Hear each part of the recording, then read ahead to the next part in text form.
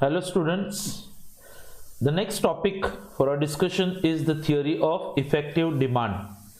Children, starting के जो topics हम लोगों ने पढ़े हुए हैं, we started with the introduction to macroeconomics, फिर हमने circular flow of national income पढ़ा था. अच्छा, then children we also had what's called as the business cycles. Then we also studied about the measurement of national income, right? अच्छा, and the latest one children that we analyzed was Say's law of market. बच्चों वो सब 5 topics अगर आप साथ में calculate करोगे तो आपका मॉड्यूल नंबर 1 कंप्लीट होता है उसमें. जैसे कि अगर आपने टेक्स्ट बुक की तरफ देखा रहेगा, if you got the text books, we know that there are 4 different modules to be studied. तो module number 1 children which is actually made up of 5 different topics here. अच्छा, फिर उसके बाद में जो अपना मॉड्यूल नंबर 2 आएगा उसमें हम लोग अभी 5 चैप्टर्स पढ़ने वाले हैं. तो आने वाले मॉड्यूल में बच्चों लोग कौन कौन से टॉपिक्स कवर करेंगे हम लोग. तो we are beginning with what's called as the theory of effective demand. Then children we will have consumption function. अच्छा, उसके बाद में आता है एक investment function. Then we have got a topic that is called as the theory of multiplier. और फिर last में एक टॉपिक आता है liquidity preference theory of interest. Okay, so these are the 5 topics.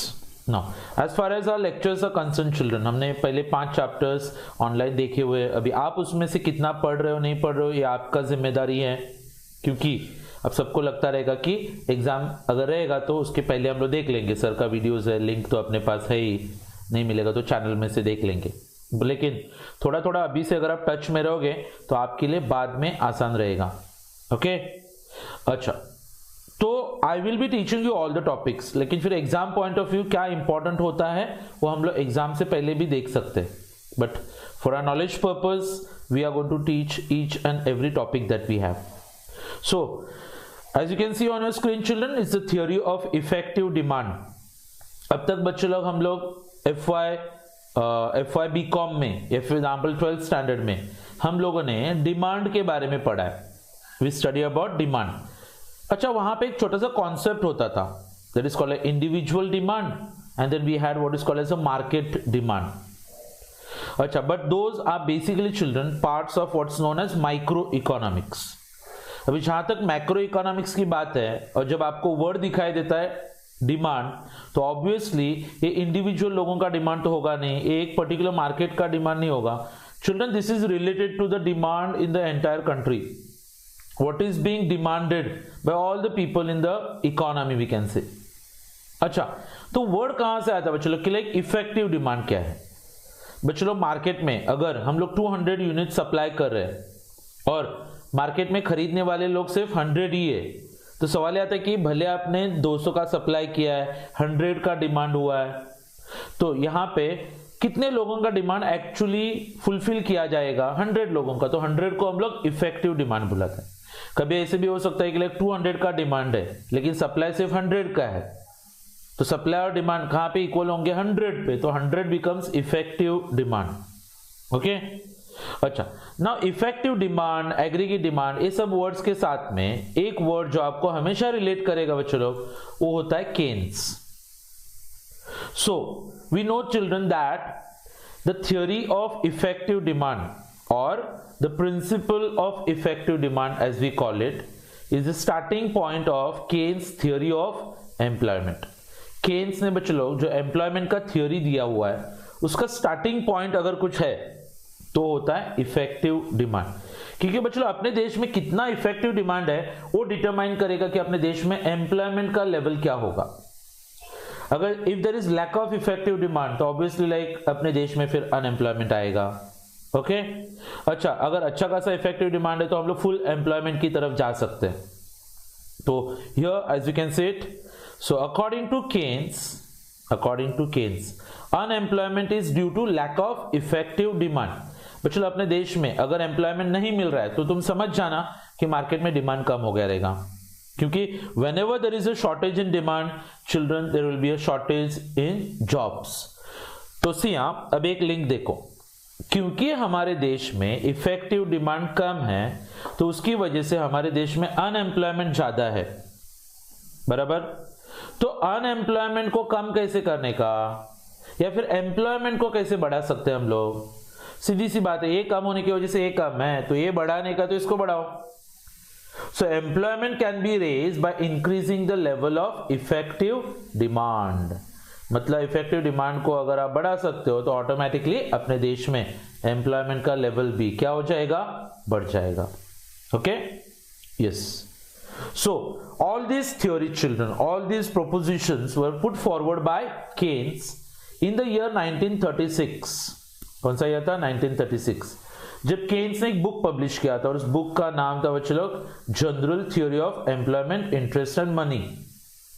और उसमें इनकम और एम्प्लॉयमेंट ये थ्योरीज केन्स ने डेवलप किए हुए बच्चे लोग. तो जैसे हम लोग जब भी मैक्रो पढ़ते थे, micro, you know, like we so always come across the names of Adam Smith and then Alfred Marshall, right? अच्छा, now children, in a entire syllabus of SY BCom, one name which will always be coming across is Keynes. अच्छा, तो यहां पे we also had a classical theory of employment children, और अभी for example के लिए एक मॉडर्न थियोरी ऑफ एम्प्लॉयमेंट भी आता है. तो केन्स ने सबसे पहले जो क्लासिकल थियोरी ऑफ एम्प्लॉयमेंट था उसको क्रिटिसाइज किया था.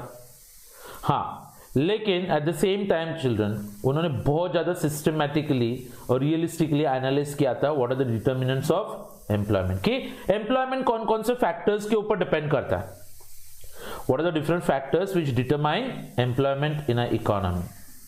अच्छा, now इकोनॉमिक्स पढ़ते वक्त और दो वर्ड्स जो आपने बार बार सुने हुए बच्चे लोग, एक होता है शॉर्ट रन और एक होता है लॉन्ग रन. अच्छा, there is one more word that is called as equilibrium. तो children, we come across what is called as short run equilibrium and we also got long run equilibrium. क्या होता है? Short run equilibrium and long run equilibrium. अच्छा, अभी आप ध्यान से सुनो कि 12th स्टैंडर्ड में आपने जब भी एक आंसर पढ़ा था कि नहीं पता नहीं, लेकिन अपने सिलेबस में था, that is determinants of aggregate supply. और वहां पे मैंने आपको बोला था एक shortcut formula, that is aggregate supply is a function of, brackets में हम लोग NLKT, जहां पे अपने देश का सप्लाई बच्चे लोग natural resources, labour, capital and the level of technology, इन सब चीजों के ऊपर डिपेंड करता है. बराबर? अच्छा, तो इसका मतलब यह है कि आप capital, population, technology, right, natural resources, ये सब बच्चे लोग एक दो दिन में बदलती नहीं है. You cannot change them in the short run. You cannot change them in the short run. Whereas children, there are certain things like, you know, consumption, investments. अच्छा, at the same time children we got government spending, ये सब चीजों को हम लोग short run में थोड़ा बदल सकते हैं. तो classical economist children, they believed in what is called a long run equilibrium. As you can see it here children, क्या लिखा है? Classical economist, they were concerned with what? Long run equilibrium. बराबर? अच्छा, whereas केन्स चिल्ड्रन, जहां तक आप Keynes की बात करोगे ना, तो केन्स ने ज्यादा इंपॉर्टेंस किधर दिया पता है? He attached greater importance to short run equilibrium. Okay, अभी आप बोले सर इसके पीछे रीजन क्या है? तो देखो, अभी मैंने आपको बोला कैपिटल, पॉपुलेशन, टेक्नोलॉजी, ये सब चीजें ना बच्चे लोग शॉर्ट रन में बदलना आसान नहीं होता है, राइट? हाँ, so mostly like for example ये सब चीजें बदलने वाली नहीं है. तो शॉर्ट रन में बच्चे लोग अपने देश का इनकम और एम्प्लॉयमेंट कौन सी चीजों के ऊपर डिपेंड करेगा बच्चे लोग? Effective demand. और इफेक्टिव डिमांड बच्चे लोग लोगों के खर्चे के ऊपर डिपेंड करता है, aggregate spending. Okay, now this topic children, कैसे जाएंगे हम लोग आगे? सबसे पहले मैं आपको अभी मीनिंग बताऊंगा कि लाइक इफेक्टिव डिमांड का मतलब क्या होता है. अभी इफेक्टिव डिमांड को डिराइव करने के लिए आपको दो चीजें की जरूरत पड़ती है. एक होता है एग्रीगेट डिमांड प्राइस और एक होता है एग्रीगेट सप्लाई प्राइस. फिर एग्रीगेट डिमांड और एग्रीगेट सप्लाई को हम लोग साथ में लाते हैं और फिर उसमें से हम लोगों को मिलेगा इफेक्टिव डिमांड. और फिर हम लोग बात करेंगे बच्चों की लाइक ये इफेक्टिव डिमांड या फिर एग्रीगेट डिमांड के डिटर्मिनेंट्स क्या क्या होते हैं. सो what is effective demand children? Just to begin with, what is effective demand? It's total demand for goods and services. कभी किसी ने पूछा कि लाइक इफेक्टिव डिमांड का मतलब क्या होता है, तो आप बोलने का कि लाइक कुल मिला के अपने देश में कितने गुड्स एंड सर्विसेज का डिमांड हो रहा है, उसको हम लोग क्या बोलते हैं? Effective demand. और चिल्ड्रन देखो, मैंने कितने का डिमांड किया या फिर मैंने कितना पैसा खर्च किया, ये दोनों चीजें सेम है. सी अपने देश के लोग बच्चों लोग कौन कौन सी चीजों के ऊपर पैसा खर्च करते हैं? Spending of the community on number 1 children consumption. Consumption मतलब आप मार्केट में जाके जो चीजों पे जो सर्विसेज पे पैसा खर्च करते हो उसको हम लोग क्या नाम देते हैं? कंजम्पशन। अच्छा, जो पैसा आपने बचा के रखा, अपने बैंक में डाला, फिर बैंक ने उस पैसे को क्या किया? इन्वेस्ट किया, तो इन्वेस्टमेंट आ गया। तो कंजम्पशन और इन्वेस्टमेंट इन सब चीजों के ऊपर कितना पैसा हम लोग टोटली खर्च करते हैं वो होता है हमारा इफेक्टिव डिमांड। और फिर आप सबको पता है कि हमारे देश में एम्प्लॉयमेंट लेवल कितना होगा वो इफेक्टिव डिमांड के ऊपर डिपेंड करता है। अच्छा, और अभी मैंने आपको बताया कि अगर हमारे देश में अनएम्प्लॉयमेंट आ रहा है तो समझ जाने का बच्चे लोग that there is deficiency of effective demand. अगर हमारे देश में डिमांड कम है तो तुम समझ जाना बच्चे लोग कि आगे जाके एम्प्लॉयमेंट भी कम होगा, राइट? या फिर अनएम्प्लॉयमेंट बढ़ जाएगा। अच्छा, तो एक काम करते हैं, the greater the level of effective demand greater will be the amount of employment in the economy. Market में बच्चों जितना डिमांड ज्यादा होगा उतना ज्यादा हमारे देश में एम्प्लॉयमेंट दिखाई देगा आपको। जितना डिमांड कम, जैसे कि अभी रिसेशन टाइप चल रहा है जहां पे लोग बाहर नहीं आ पा रहे, कोविड का सिचुएशन है बच्चों लोग, people are not earning anything, they are not spending anything, so क्या होगा बच्चों लोग?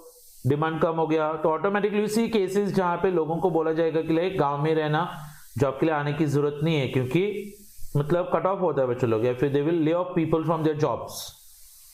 सो इन एन इकोनॉमी चिल्ड्रन की effective demand will imply total expenditure on consumption goods, total expenditure on investment goods, okay, at an equilibrial level of employment. तो आपके सामने एक formula है, फॉर्मूला का नाम है effective demand is equal to consumption expenditure plus investment expenditure. वापिस से बच्चों लोग, आपके पास कुछ इनकम आता है, आप उस इनकम को दो पार्ट्स में डिवाइड करते हो। आपने ये फॉर्मूला सुना हुआ है y is equal to C plus S, बराबर?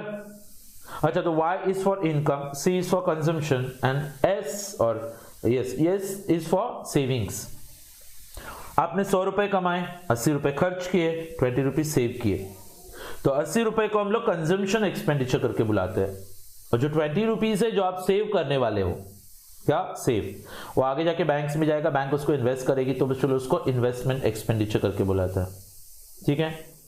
अच्छा, so here you actually understand that कि the level of effective demand, effective demand कितना है ये डिटरमाइन करेगा कि हमारे देश में एम्प्लॉयमेंट कितना है, and it also determines the total demand for goods and services. So सवाल यह आता है बच्चों लोग कि हमारे देश में हम लोगों का एक जिम्मेदारी होता है that the government will always ensure कि there is a very high level of effective demand. कैसे? तो लोगों से खर्चा करवाने का बच्चों लोग। अच्छा, लोगों से सेविंग्स भी कर, अब खर्चा और सेविंग, हाँ उसमें एडजस्ट कर सकते हैं हम लोग, ताकि अपने देश में चलो इनकम और आउटपुट का एक अच्छा खासा बैलेंस मेंटेन रहे।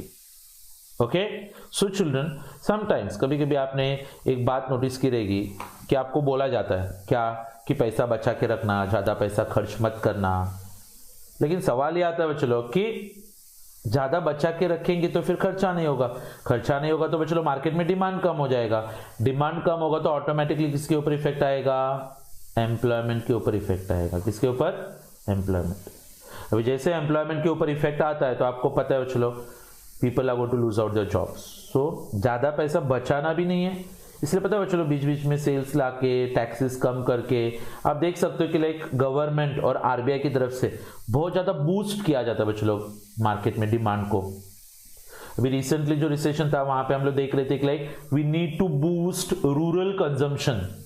क्या बोला था इकोनॉमिक एक्सपर्ट्स ने? We need to boost rural consumption. बच्चों लोग almost like we are aware 50 to 60% of the population in India lives in villages. Now we have to focus how the people from the villages will spend their money. Just the people from the city spending the money is not enough children. सिर्फ शहर के लोग खर्च करेंगे तो काफी नहीं है, क्योंकि आप सबको पता है 16 to 17% of the population in our country lives in cities. जबकि जितना भी बचा हुआ पॉपुलेशन है बच्चों अपना, the entire left out population children is basically staying in the villages. Urban population is hardly 16 to 17%. तो इसका मतलब अगर आपको सही में अपने देश का एग्रीगेट डिमांड बढ़ाना है तो आपको कहां पे फोकस करना चाहिए? इनटू द विलेजेस, और उनके पास जो सेविंग्स होते हैं उनको आप मोबिलाइज कर सकते हो, उनसे खर्चा करवा सकते हैं हम लोग। Yes.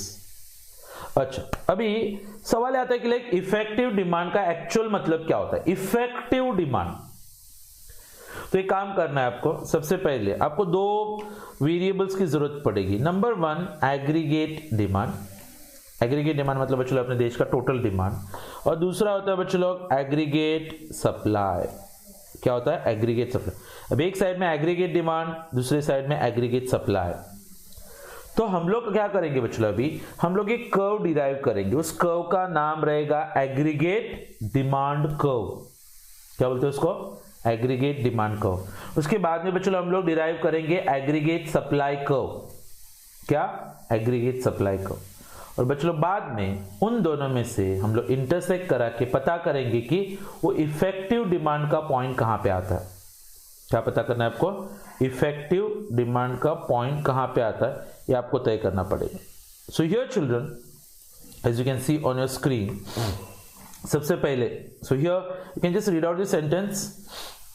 Keynes used the term effective demand to designate the point where aggregate demand curve intersects the aggregate supply curve. So according to Keynes, effective demand is determined by two factors, that is aggregate price or aggregate demand and aggregate supply. So बच्चों आप यहाँ पे देख सकते हो, सबसे पहले हम लोग डिराइव करने वाले हैं एग्रीगेट डिमांड का कर्व। क्या डिराइव करोगे आप? एग्रीगेट डिमांड को। अभी आप फिलहाल यहाँ पे बुक में देखना है सिर्फ आपको, मैं आपको डायग्राम्स वगैरह एक्सप्लेन करूंगा। ये आप देख सकते हो बच्चों लोग, X axis Y axis employment दिया, एग्रीगेट डिमांड। एग्रीगेट डिमांड को बच्चों लोग कभी भी जीरो नहीं होता, इसलिए इसको थोड़ा सा ऊपर से स्टार्ट करना है। और जैसे जैसे बच्चों लोग इनकम और एम्प्लॉयमेंट बढ़ता है वैसे वैसे लोगों का डिमांड क्या होता जाएगा? बढ़ेगा। लेकिन बढ़ते हुए थोड़ा डिमिनिश होता जाता है, क्योंकि उसमें से थोड़ा पैसा हम लोग क्या करके रखते हैं? सेव करके रखते हैं। तो ये कौन सा कर्व तैयार हो गया? Aggregate demand. बच्चों ये मैं आपको नेक्स्ट लेक्चर में पढ़ाने वाला हूँ। I am just giving you overview कि ये सब कैसे होता है। बच्चों वैसे हम लोग डिराइव करते हैं एग्रीगेट सप्लाई कर्व। तो aggregate supply curve is the opposite. देखा आपने यहाँ पे जीरो पे स्टार्ट हुआ है, क्योंकि प्राइस अगर जीरो होगा, इनकम जीरो होगा, तो सप्लाई भी कितना होता है? जीरो। फिर धीरे धीरे जैसे एम्प्लॉयमेंट बढ़ेगा वैसे सप्लाई प्राइस क्या होता है? बढ़ता है। फिर एक पॉइंट पे जाके वो कांस्टेंट होता है, क्योंकि अपने देश में फुल एम्प्लॉयमेंट आ गया, उससे ज्यादा आप सप्लाई नहीं कर पाओगे। Then what you going to do children? अभी आपने थोड़ी देर पहले ये कर्व देखा, कौन सा? AD curve. अच्छा, इस कर्व को क्या बोलते हैं हम लोग? AS curve. अच्छा, अभी आपको क्या करना है? यहाँ पे इन दो कर्व्स को मिलाना है। तो आप देख सकते हो बच्चों लोग, यहाँ पे ये देखा आपने AD curve, aggregate demand curve. ये क्या है बच्चों लोग? Aggregate supply curve, right.